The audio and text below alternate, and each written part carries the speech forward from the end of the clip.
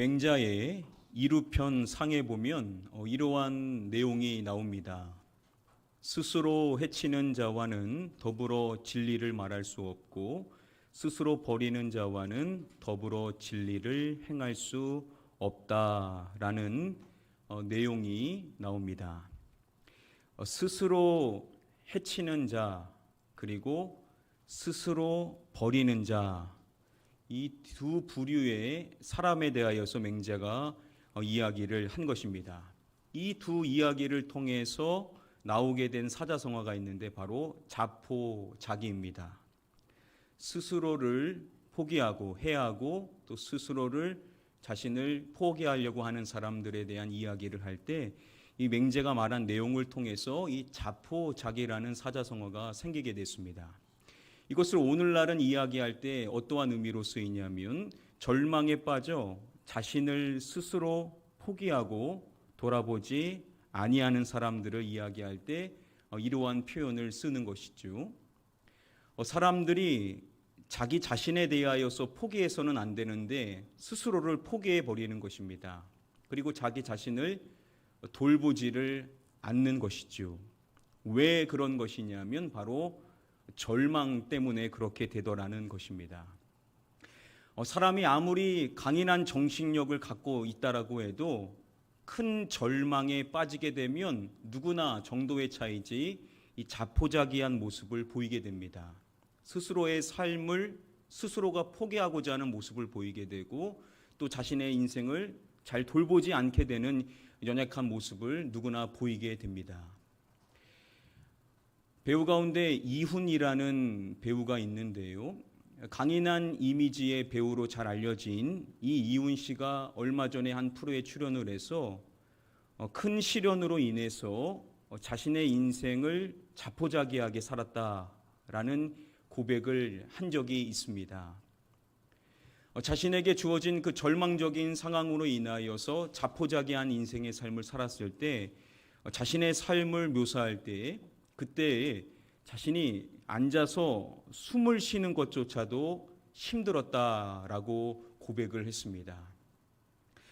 아무리 강인해 보이는 사람이라고 해도 시련과 절망의 상황에 빠지게 되면 자포자기한 인생의 삶을 살게 되고 마치 숨 쉬는 것도 버겁게 느껴질 만큼 힘든 삶을 살게 되더라는 것입니다.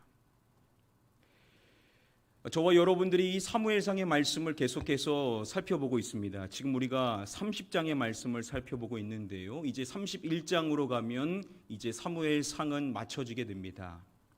우리가 지금까지 많은 내용들을 살펴봤었는데요.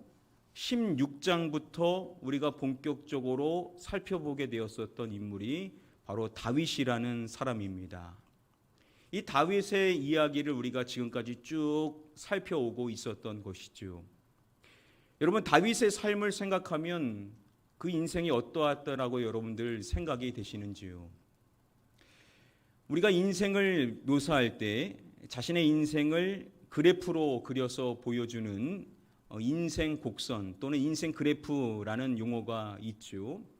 자신의 인생을 곡선으로 표현을 해가지고 나타내주는 이 인생 그래프로 한번 다윗의 삶을 생각해 보면 그의 삶에서 몇 가지 사건을 통해서 그의 인생 그래프를 대략 그려볼 수가 있을 것입니다. 자, 16장에 그가 최초 등장을 하게 되죠. 그의 인생이 과거에는 별 주목을 받지 못했던 인생으로 유추해 볼 수 있는데 그가 등장하였었을 때 획기적인 사건이 일어나게 됩니다. 바로 하나님께서 사무엘 선지자를 이새의 집으로 보내셨을 때 그때 사무엘이 누구에게 기름을 부어줍니까? 다윗에게 기름을 부어주게 되죠. 이 사건으로 인하여서 그의 인생에 전환점이 생기게 된 것입니다. 전에는 전혀 주목받지 못한 아버지로부터도 주목받지 못했었던 아들이었었던 그가 하나님의 기름 부음 받은 자로 선택되어지게 되는 이런 부각되는 인생으로 시작되게 되게 된 것입니다. 자, 그리고 그의 인생의 그래프가 거의 최고점이다라고 말할 만한 이어지는 사건이 있습니다. 어떠한 사건이겠습니까? 골리앗과의 싸움에서 승리를 하게 된 것입니다. 그래서 백성들 사이에서 그의 인기가 엄청나게 높아지게 된 것이죠. 이후 그의 인생은 계속해서 그 높은 위치에 있게 됩니다. 그가 군대장이 되고 또한 왕의 사위의 지위를 얻게 되어짐으로써 그가 소위 가장 높은 위치의 인생의 삶을 살아가게 되더라는 것입니다. 자, 그렇게 그가 계속해서 높은 위치에서 인생의 삶을 살아가고 있었는데 그의 인생이 한순간에 이제 나락으로 떨어지게 되는 것입니다. 그가 누구의 미움을 받게 됩니까? 사울 왕의 미움을 받게 되면서부터 모든 상황이 바뀌게 되는 것입니다. 그 전까지는 계속해서 높은 위치에 있다가 왕의 미움을 받음으로 인하여서 왕이 그를 죽이려고 했었죠. 이후부터 그의 인생은 계속해서 곤두박질 치게 됩니다. 사울이 계속해서 다윗을 잡으려고 했었고 다윗은 계속해서 뭘 하죠? 도망자 인생의 삶을 살아갈 수밖에 없었던 것입니다. 계속해서 도망할 수밖에 없는 것이죠. 그 도망자의 인생이 얼마나 불안하겠습니까? 얼마나 많은 위협이 도사리고 있겠습니까? 그렇게 위험하고 불안한 인생의 삶을 살아갔던 그가 인생의 가장 어려운 시기다라고 생각했던 그 시점에 하나의 전환점이 생기게 됩니다. 이 계기로 인하여서 그의 두려움의 대상이었었던 사울의 추격을 받는 일에서부터 이제 그가 자유해지게 되는 상황이 되어지게 되는데요. 우리 함께 다음의 말씀 27장의 말씀을 같이 한 목소리로 읽어보겠습니다. 시작. 다윗이 그 마음에 생각하기를 내가 후일에는 사울의 손에 붙잡히리니 블레셋 사람들의 땅으로 피하여 들어가는 것이 좋으리로다. 사울이 이스라엘 온 영토 내에서 다시 나를 찾다가 단념하리니 내가 그의 손에서 벗어나리라. 다윗이 그 마음에 생각을 했었던 것입니다. 그 생각은 바로 내가 후일에는 사울의 손에 붙잡히리니, 그가 이렇게 지내다가는 어느 순간에 사울에게 붙잡혀서 죽게 될 것이다 라는 생각에 사로잡혀 버리게 된 것입니다. 자, 그래서 그가 어떠한 생각에 이르게 되냐면 누구의 사람들의 땅으로 피하여 들어가는 것이 좋으리로다 라고 생각을 한 것입니다. 어떤 사람들을 말하죠? 블레셋 사람들을 말하는 것입니다. 그가 생각한 것이 내가 더 이상 이 유대 땅에 있어서는 사울의 손에 붙잡혀 죽게 되었으니 차라리 블레셋 사람들의 땅으로 피하여 들어가는 것이 나에게 좋겠다라고 그가 생각을 한 것입니다. 그가 판단한 것이 자신이 블레셋 땅으로 가게 되면 사울이 더 이상 자신을 잡고자 하는 생각을 단념하고 자신이 그의 손에서 벗어날 수가 있게 될 것이다 라고 그가 판단을 내렸었던 것입니다. 이후의 말씀을 보면 다윗이 그렇게 블레셋 땅으로, 즉 가드의 땅으로 가게 되었다라고 이야기를 해줍니다. 바로 그가 가드 왕 누구입니까? 아기스를 찾아가게 된 것이죠. 자, 이렇게 그가 가드 왕 아기스에게로 갔었을 때 그 소문이 이제 유대 땅에도 들려지게 된 것이죠. 그래서 어떠한 사람이 사울 왕에게 이야기를 한 것입니다. 다윗이 가드로 도망을 갔다라고 합니다. 이 이야기를 사울이 전해 들었었을 때 사울이 어떻게 했다라고 말하냐면 사울이 다시는 그를 수색하지 아니하였음을 이야기해 줍니다. 다윗이 판단했던 대로 된 것이죠. 자신이 그 길로 가면 자신이 사울의 손에서 벗어날 수 있을 것이다 라고 판단을 했었는데 자신의 그 판단대로 되어지게 된 것입니다. 그는 자신의 인생의 가장 비참한 시기다라고 생각했었던 그 도망자의 인생을 이제는 정리해야 되겠다, 나도 살아야 되겠다라는 생각으로 가드왕 아기스를 찾아갔었고 그 아기스를 찾아간 것이 자신의 생각대로 좋았다는 것입니다. 그래서 사울의 손에서 벗어날 수 있었고 자신의 인생이 힘들었었던 그 어려움에서 이제 벗어날 수 있게 되었었다는 것입니다.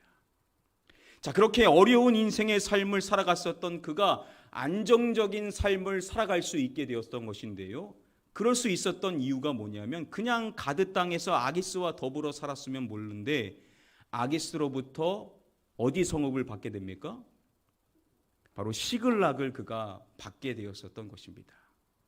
자신이 왕과 더불어 살 수 없기 때문에 한 서급을 달라라고 했었을 때 아기스가 그에게 시글락 서급을 주어서 아기스 손에서 좀 더 자유롭게 자신이 하고자 하는 일들을 하면서 안정적인 삶을 구축해 갈 수 있었던 환경을 바로 이 시글락에서 그가 형성해 나갈 수가 있었던 것입니다.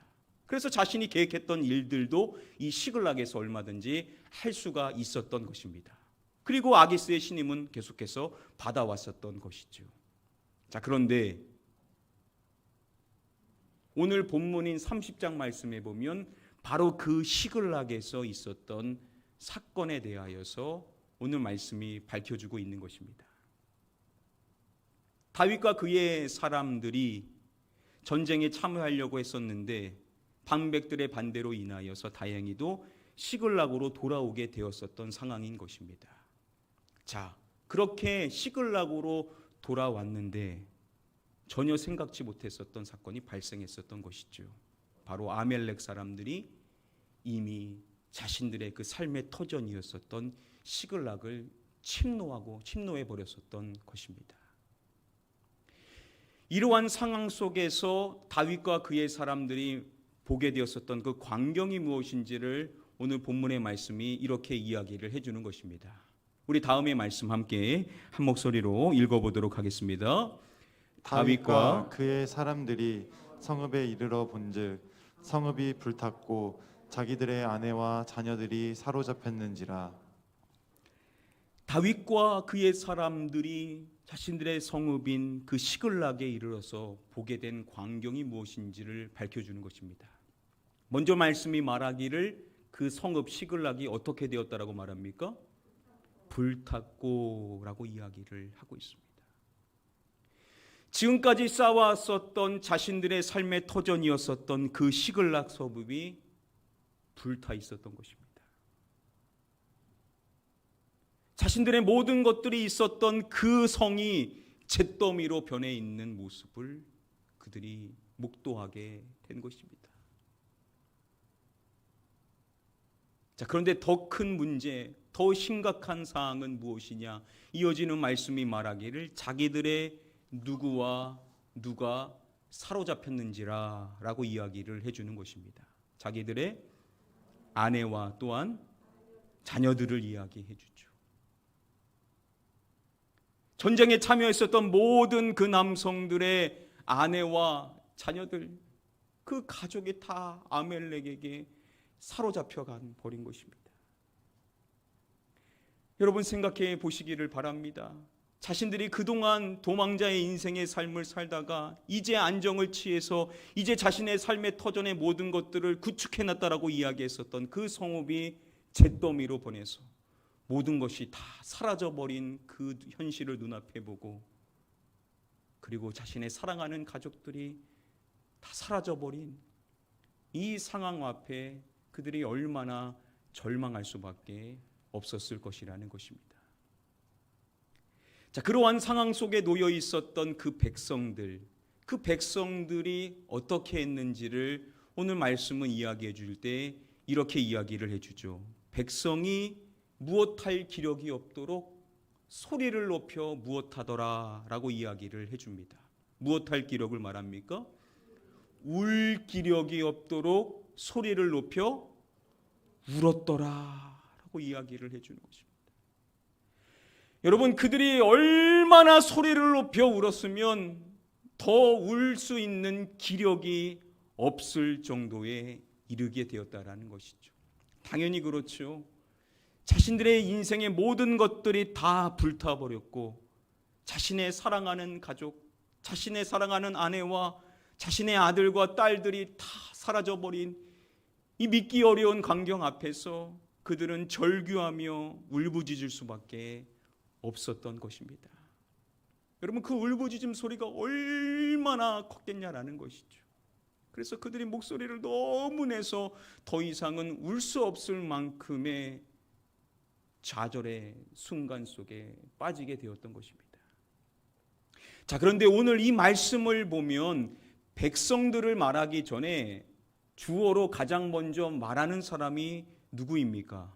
누구를 말하고 있죠? 다윗을 이야기하고 있습니다. 다윗과 그와 함께한 백성을 이야기해주고 있습니다. 누구도 그렇게 울었던 것입니까? 다윗도 울 기력이 없도록 소리를 높여 절규의 울부짖음을 할 수밖에 없었던 것입니다. 그의 두 아내 역시도 사로잡혀 갔었던 것이죠.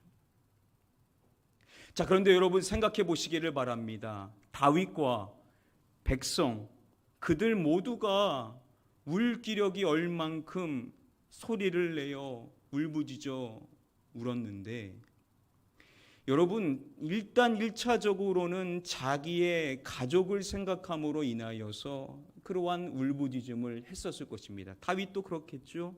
자신의 가족을 생각하며 그랬을 것이고, 백성들도 각자의 가족을 생각하면서 울부짖었을 것입니다. 자, 그런데 여러분, 다윗과 백성의 입장은 다르죠. 다윗은 그 온 백성을 책임지고 있는 리더입니다. 자기 가족만 생각하고 그렇게 울었겠냐라고요. 자기 하나 믿고 지금껏 따라왔었던 그 모든 사람들, 자기 하나 믿고 그 어려운 순간순간들을 다 따라왔었던 자신의 그 사람들을 생각했었을 때 다윗의 그 절규는 자기의 가족뿐만 아니라 그 온 백성들을 생각하면서 그는 절규의 울부짖음을 할 수밖에 없었을 것이라는 겁니다. 당연히 백성들도 최고치의 울부짖음을 했었겠지만 다윗과 백성의 울음의 강도를 비교한다라고 한다면 당연히 다윗의 울부짖음이 훨씬 더 심했을 수밖에 없었을 것이라는 겁니다.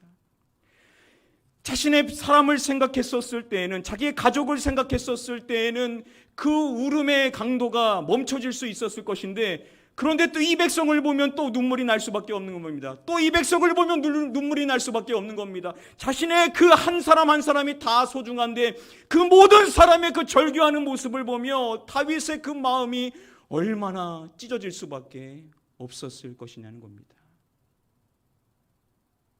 자, 그렇게 지금 이 주어진 상황만으로도 다윗은 너무나도 죽을 것과 같은 고통이었을 것이라는 겁니다. 자, 그런데 백성들도 마찬가지로 고통스러운 거죠. 그 백성들이 마음이 너무 슬프고 괴로운지라 그들이 서로 이야기를 하기 시작했던 것입니다. 그들이 말하기를 다윗을 이곳으로 치자라고 이야기를 하죠. 뭘로 치자라고 말합니까? 돌로 치자. 백성들이 누군가를 원망하고 싶은 마음으로 그 마음이 빼앗기다 보니까 그들의 지도자인 다윗을 돌로 치자라는 이야기를 서로 나누게 되었던 것입니다. 여러분, 다윗이 지금 이 상황만으로도 너무나도 괴롭고 너무나도 모든 게 자기 책임 같고, 그래서 그 한 사람 한 사람을 생각하였을 때 이 울부짖음이 멈출 수 없는 괴로움으로 다가왔는데, 자신의 믿었던 그 사람들이 자신을 죽이고자 하는 그 상황 앞에 그의 괴로움은 더 배가가 되었었을 것이라는 겁니다. 그 상황만으로도 괴롭고 이제 인생이 다 끝난 것처럼 생각되었을 그 상황이지만, 그러나 자신의 사람들만이라도 자신을 신뢰했다라면 몰랐는데 자신이 함께 했었던 그들조차도 다윗에게 등을 돌리고자 하는 마음을 갖고 있는 그들의 그 실체의 이야기를 듣고 다윗의 그 괴로움은 극에 달았었을 것이라는 겁니다.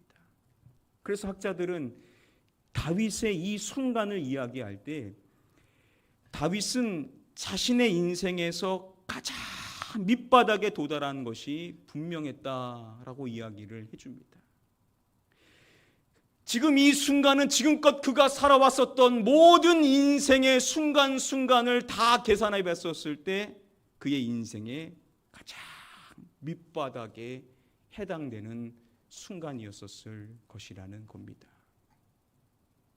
여러분, 다윗은요, 사울에게 죽임을 당할까 이 도망자의 인생을 계속 살아가는 것이 밑바닥인 줄 알았습니다.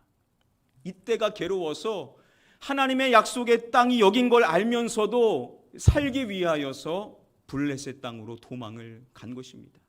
일단은 살고 봐야 되겠지 않겠냐라는 생각에 두려움을 갖고 가드로 이동을 했었던 것인데, 거기서 이제 아게스 만나가지고 이제 인생이 좀 핀다라고 생각하면서 이렇게 인생이 그래도 이렇게 살아갈 수 있는 거구나 라고 생각했었을 그 시점에 인생의 가장 바닥으로, 그 인생의 가장 밑바닥으로 떨어지게 되는 경험을 하게 되었다는 겁니다. 당연히 거기에는 그 환경도 있었지만 무엇보다도 자신의 사람들로 인한, 자신이 함께 했었던 그 사람들이 자신을 돌로 치고자 했었던 그 상황으로 인하여서 다윗은 인생의 밑바닥을 경험할 수밖에 없었을 것이라는 겁니다. 여러분, 이러한 순간이라고 한다면 어떠한 사람이든지 간에 인생을 자포자기할 수밖에 없을 것이라는 겁니다. 누가 아니겠습니까?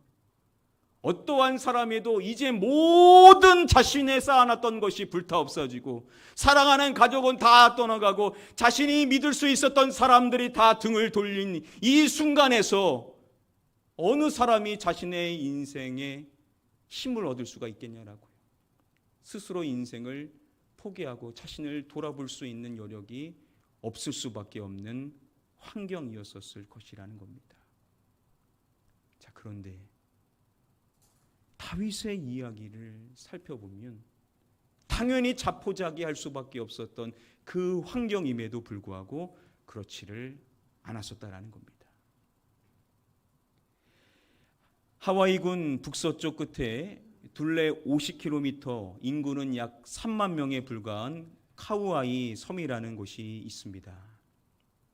이 카우아이 섬에 1955년도에 833명의 아이가 태어났었습니다. 이 카우아이 섬은요, 교육 수준이 매우 떨어지고 그 주어진 환경이 매우 열악해서 대부분의 사람들이 불우한 환경에 있었던 곳이었습니다. 바로 그러한 시점에 833명이 태어난 그 기간에 40년 동안 그 아이들을 대상으로 대규모 심리학 실험이 시작되어지게 됩니다. 이 실험이 이제 40년 넘는 기간 동안 그 아이들을 관찰함으로써 지속적인 연구를 해왔었던 것입니다. 하버드대 팀이 이 연구를 진행했었는데요. 그들이 가지고 있었던 전제는 무엇이냐? 그중 201명의 아이들은요, 부모의 이혼, 극심한 가난, 무직자의 부모, 알코올 중독과 정신질환을 가진 부모 등 불우한 가정 환경에서 태어났었습니다. 그러니까 대부분이 어렵지만 그 중에서도 201명의 아이들은 너무나도 극심한 어려운 환경이었었던 것입니다. 자, 그래서 하버드대 연구팀들이 가지고 있었던 전제가 있었습니다. 당연히 이 아이들을 대상으로 연구해 보면 당연히 그 환경이 불우하다 보니까 그곳에서 자란 아이들의 미래 역시도 불행할 것이다 라고 당연히 예상을 했겠죠. 그래서 그 예상을 가지고 40년 동안 그들의 삶을 추적하는 것입니다. 그 삶을 계속해서 뒤집어 보면서 그 삶이 어떻게 흘러가는지, 자신들의 생각과 같이 그 인생이 당연히 불행할 것인데 어떻게 불행해지는가라는 구체적인 내용을 얻고자 이 40년 동안의 대규모 실험을 진행해 나갔었던 것입니다. 자, 그런데 그들의 그 예상과는 다르게 201명 가운데 약 3분의 1에 해당하는 72명은요, 부유한 환경에서 자란 아이들보다 더 도덕적이고 성공한 삶을 산 것입니다. 당연히 오차의 범위가 있을 거라고는 생각을 했습니다. 그런데 그게 당연히 낮은 수치라고 생각을 했는데 무려 3분의 1이 오히려 좋은 환경에서 태어난 아이들보다 더 인생이 도덕적이고 더 성공적인 성취를 이룬 삶을 살게 된 결과가 그들의 데이터 가운데 얻게 된 것입니다. 그래서 그들이 깜짝 놀랄 수밖에 없었고 이 연구를 뒤집을 수밖에 없었다라고 합니다. 자, 그러면 도대체 그 아이들은 그 어려운 좌절과 실패 앞에서 어떻게 바르게 72명은 자랄 수가 있었던 것인가? 뭐가 달랐기 때문에 그 72명의 아이들은 모든 전문가들의 예상을 깨고 도덕적인 삶과 성공적인 인생의 삶을 살 수가 있었던 것인가? 그 비결을 이제 추적하는 연구로 전환이 되어지게 됩니다. 그 연구팀들이 살펴본 결과 그 72명에게는 한 가지의 공통점을 가지고 있었습니다. 그 한 가지 공통점은 뭐냐?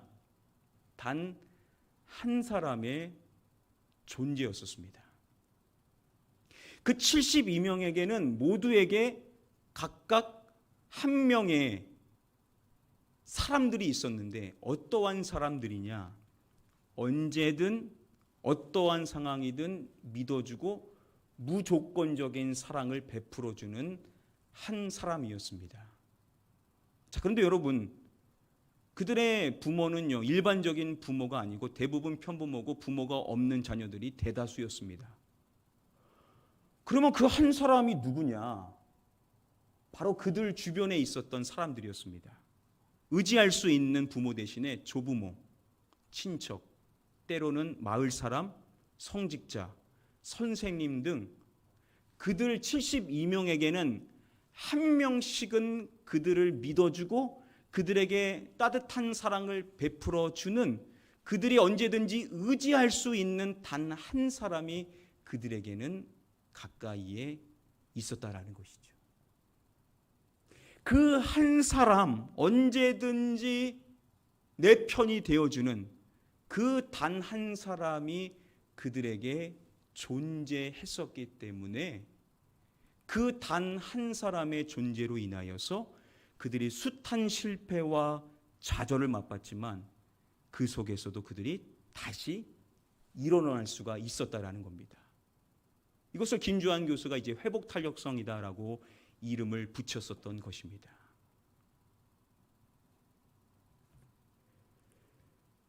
여러분, 다윗의 인생은 누가 뭐래도 자포자기할 수밖에 없었던 그 삶을 이제는 더 이어나갈 수 없는 그 자포자기한 순간이었음에도 불구하고 그가 자신의 인생을 자포자기하는 것이 아니라 그가 다시금 일어날 수 있었던 비결이 있었다라는 것이죠. 그것을 오늘 본문의 마지막 말씀이 밝혀주고 있는 것입니다. 우리 함께 본문 마지막 말씀 한 목소리로 읽어보도록 하겠습니다. 백성들이 자녀들 때문에 마음이 슬퍼서 다윗을 돌로 치자 하니 다윗이 크게 다급하였으나 그의 하나님 여호와를 힘입고 용기를 얻었더라. 말씀이 말하죠. 다윗이 크게 다급하였으나 그의 인생에 매우 다급했었던 것입니다. 그런데 말씀이 밝혀주는 내용이 무엇이냐? 하나님 여호와를 무엇하고 라고 말씀해 줍니까? 하나님 여호와를 힘입고 라고 말씀해 주는 것입니다. 다윗이 하나님 여호와를 통하여서 힘을 입었다. 그리고 말씀이 마지막으로 말해주기를 그가 무엇을 얻었더라 라고 말씀해 줍니까? 용기를 얻었더라 라고 말씀을 해주는 것입니다. 그가 하나님 여호와를 통하여서 힘을 잊고 자신의 인생에 살아갈 용기를 얻게 되었다라고 말씀을 해줌으로써 다윗이 어떻게 그 어려움 속에서 다시금 일어날 수가 있었는지에 대하여서 분명하게 말씀이 밝혀지고 있는 것입니다. 사실 여러분, 이 내용이 없어도 얼마든지 이어지는 다음의 내용으로 넘어갈 수가 있습니다. 그럼에도 불구하고 이 말씀을 밝혀줌으로써 우리에게 아주 중요한 사실에 대한 한 가지 사실을 우리에게 일깨워 주더라는 것이죠. 다윗의 인생은 누가 뭐래도 인생의 바닥이 분명했습니다. 그 인생의 바닥을 쳤는데 이제 더 이상 올라올 수 없는, 모두가 포기할 만한 그러한 상황, 자신이 함께하는 사람들도 다 포기했었던 그러한 순간에 그가 다시금 일어날 수 있었던 비결이 있었다라는 것이죠. 그에게는 단 한 존재가 있었다라는 것입니다. 그에게 늘 믿음을, 어떠한 상황이든 그를 믿어줄 수 있고, 그리고 그에게 늘 한결같은 사랑을 베풀어주는 존재가 있었다라는 것이죠. 누구인 것입니까? 여호와 하나님.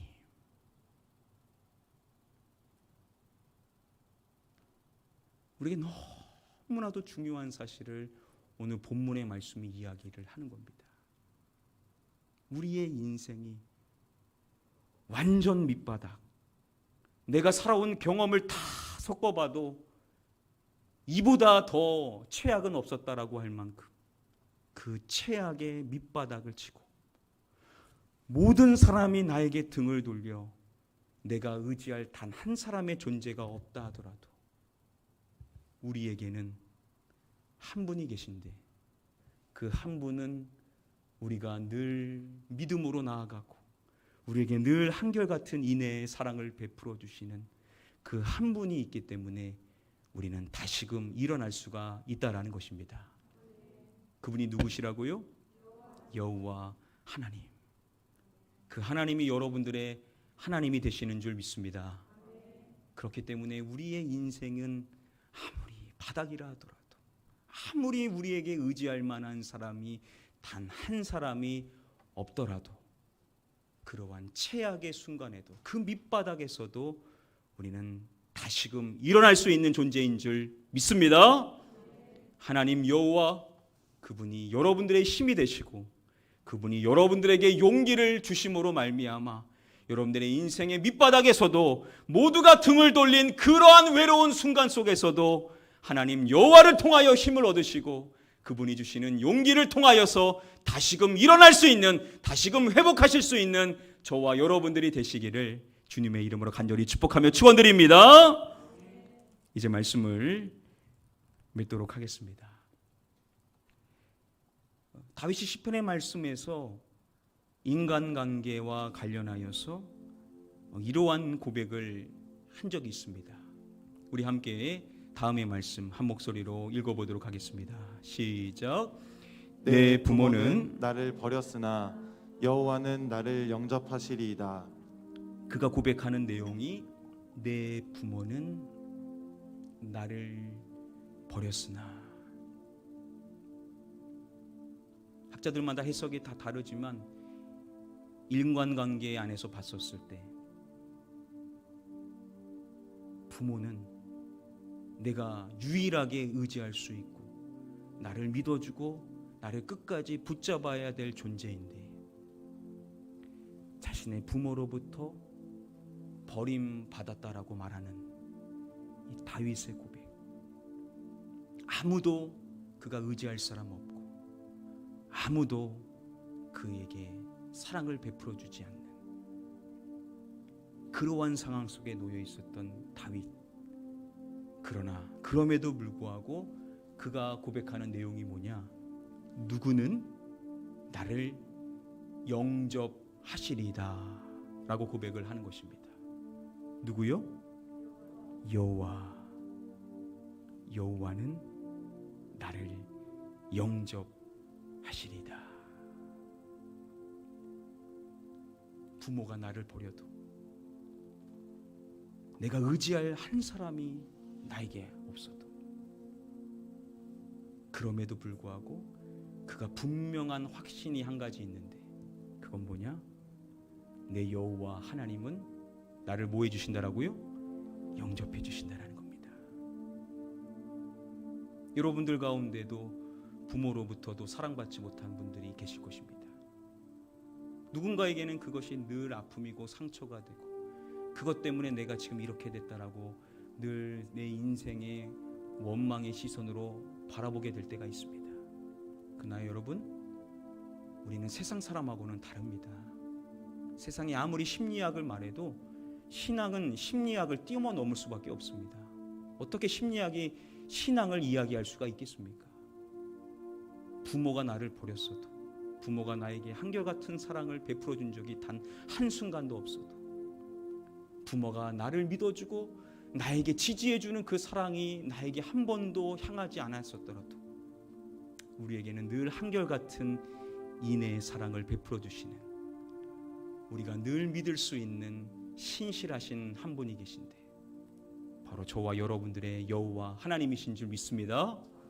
그분이 저와 여러분들을 너무나 사랑하셔서 독생자를 보내주셨어. 우리를 죽기까지 사랑하신다라고 확증해 주신 그 놀라운 사랑이 오늘도 우리를 향하고 있기 때문에, 그게 부모든, 그게 내 배우자든, 그게 내 자녀든, 그게 어떠한 대상이든, 내가 그들로부터 아무리 버림을 받았어도 하나님이 나를 영접하시기 때문에 우리는 그 모든 아픔과 상처를 뛰어넘을 수 있는 하나님의 은혜 안에 일어날 수 있는 사람인 줄 믿으시기를 바랍니다. 그 은혜가 오늘도 우리를 향하고 있다는 사실을 기억하시고, 오늘 이후부터 여러분들의 그 아픔에서 뛰어나서, 여러분들의 그 상처에서 이제는 벗어나서 여러분들을 끝까지 용납하시고 끝까지 영접해 주시고 끝까지 사랑해 주시는 여러분들의 아버지 하나님 그 한 분으로 인하여서 늘 살아갈 힘을 얻고 용기를 얻음으로 말미암아 인생의 바닥 속에서도 늘 일어날 수 있는 저와 여러분들이 되시기를 마지막으로 주님의 이름으로 간절히 축복하며 축원드립니다.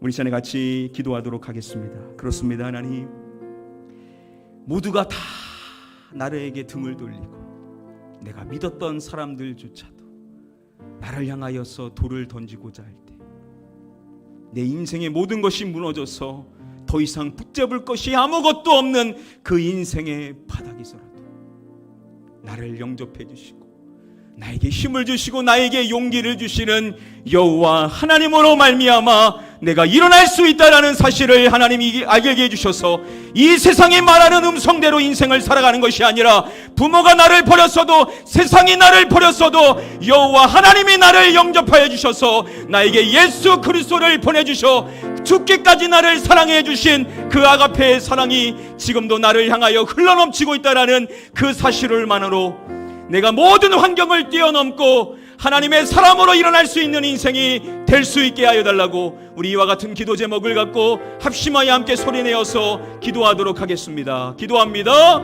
아버지 하나님, 우리의 인생에 많은 세상의 음성들이 있습니다. 부모가 나를 사랑해줬어야, 내가 믿는 사람이 있어야, 한 사람이라도 나에게 신뢰할 만한 사람이 있어야만 인생의 좌절 속에서도 회복 탄력성을 얻을 수 있다라고 많은 사람들이 이야기합니다. 그러나 우리 믿는 사람에게는 그러한 사람이 없어도, 그 단 한 사람이 없어도 다윗의 인생을 통하여서 여호와 하나님 늘 우리를 하나님의 사랑으로 붙들어 주시고 늘 우리에게 한결같은 사랑을 베풀어 주셔서 우리가 늘 신뢰하고 믿을 수 있는 여호와 하나님, 그 한 분이 있기 때문에 그분이 우리의 부모가 되시고, 그분이 우리의 친구가 되어주시고, 그분이 우리의 목자가 되어주시고, 그분이 우리의 신랑이 되어주시기에 우리는 어떠한 인생의 어려움 속에서도, 어떠한 고난 속에서도, 모두의 비난과 모두의 버림 속에서도 여호와 하나님을 통하여서 힘을 얻고 살아갈 용기를 얻을 수 있는 자인 줄 믿습니다.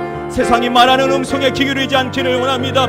세상이 아무리 우리를 향하여서 우리의 인생이 이럴 것이다, 우리의 과거는 이럴 것이다, 우리의 미래는 이럴 것이다 라고 판단하더라도 우리는 그러한 소리에 넘어지지 아니할 수 있는 줄 믿습니다.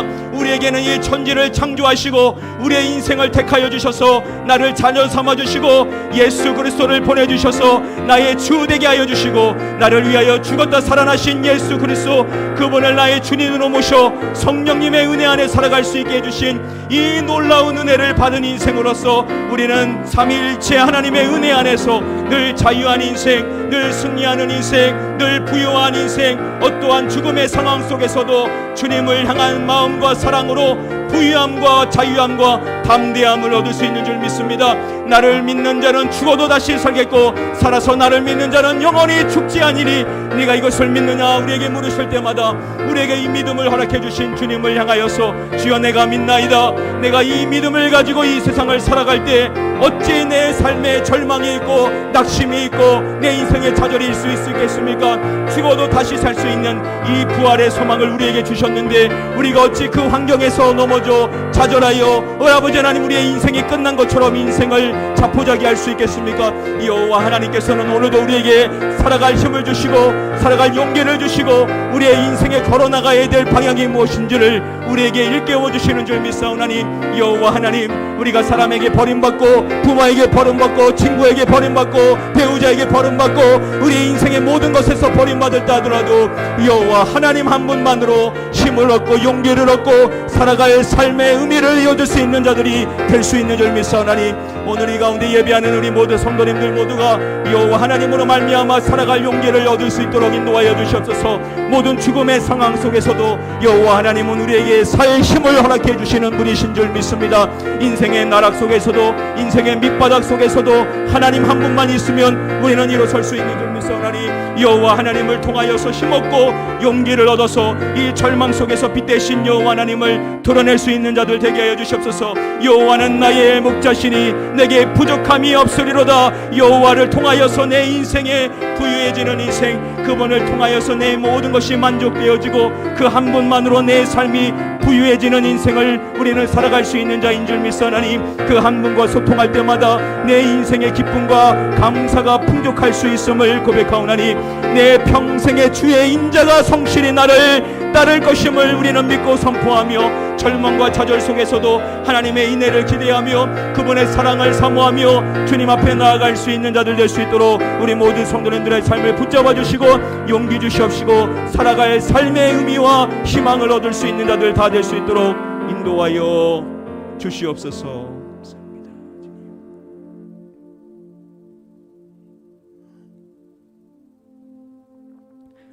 아버지 하나님, 다윗의 인생을 심리학으로 말했다면 그의 인생은 끝난 인생이고 그 누구도 믿어주지 않는 인생, 그의 사람들조차도 돌을 던져 그를 죽이고자 했었던 그 비참한 인생, 스스로 삶을 포기할 수밖에 없었던 그러한 인생으로 더 이상 회생 불가능한 자라고 평가할 수밖에 없었지만 그러나 그는 하나님의 사람이었기에 그 인생의 바닥에서도 하나님을 힘입고 살아갈 용기를 얻을 수가 있었던 것을 보게 됩니다. 우리의 인생도 이와 같을 수 있다라는 것을 오늘 우리에게 말씀해 주시는 줄 믿사오나니 오늘 이 가운데 인생의 실패와 사람들로부터 버림받은 그 아픔으로 인하여서 고통 가운데 신음 가운데 인생을 살아가는 분들이 계신다라고 한다면 오늘 이 말씀을 통하여서 앞으로의 삶을 살아갈 때 하나님 여호와를 통하여 늘 힘을 얻게 하여 주시옵시고 살아갈 용기를 얻을 수 있는 우리 모든 성도님들이 다 되게 하여 주시옵소서. 내 부모가 나를 버렸어도 우리의 참 아버지 되시는 하나님은 우리를 늘 영접해 주시는 줄 믿습니다. 하나님이 우리의 아버지가 되셔서 우리를 죽기까지 사랑해 주신 그 사랑을 확증해 주셨사오나니 아버지의 사랑으로 인하여서 어렵고 힘든 순간순간들 속에서도 살아갈 용기를 얻게 하여 주시옵시고 우리에게 성령님을 보내주셔서 오늘도 성령님의 은혜 안에 살아갈 수 있게 해주신 이 놀라운 인생의 삶을 통하여 나에게 살아갈 힘이 여전히 있다라는 것을 깨닫고 그 어떠한 어려운 환경 속에서도 인생의 바닥 속에서도 살아갈 힘을 얻고 많은 사람들에게 빛 되신 주님을 드러낼 수 있는 우리 모든 성도님들이 다 되게 하여 주시옵소서. 그래서 이후의 삶에는 원망과 불평과 좌절이 아닌 하나님으로 말미암아 힘 있는 인생, 하나님을 통하여서 살아갈 용기를 늘 얻는 인생, 그래서 주님 안에서 희망을 발견하고 주님 안에서 삶의 의미를 발견하고 주님 안에서 자신감을 얻고 주님 안에서 내 모든 인생이 빛 가운데 열릴 것이라는 기대를 가지고 인생을 희망적으로 살아갈 수 있는 우리 모든 성도님들이 다 되게 하여 주시옵소서. 이제는 우리 주 예수 그리스도의 은혜와 아버지 하나님의 무한하신 사랑과 성령님의 감화감동 위로교통 축복 충만하신 은혜가 여호와 하나님 그 한 분만으로 힘 있는 인생, 살아갈 용기를 얻는 인생이 되기를 소원하며 머리 숙이 우리 모든 성도님들 머리 위에와 그 가정과 그 일터 위에와 우리 가나안 교회 위에 영원토록 함께 계시옵기를 간절히 축원하옵나이다.